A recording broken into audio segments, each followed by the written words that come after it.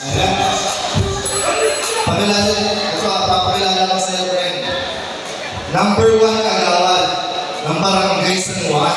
Yes! Yun mo, hindi na ko yan dito ha. Taga San Juan yan, pero hindi na ko dito. Maraming salamat po. Hindi yung mga friends ko eh. Ayan, so, maganda. Ang hindi ko pakilala ko, nabasa ko ng simpan niya. Naman, ito yung mga lalaki, friend. Binagin mo yung ganda. Ano ka? Grabe, pag pinasa ko pa na lahat, makaabutin tayo ng alas 12. So, papikuin ko na lamang po. Siya po ay masipag na agawan ng barangay San Juan. At aking kapitan po ngayong Juan. Of course, walang iba, kundi ang aking kaibigan, agawan, Samantha Torres!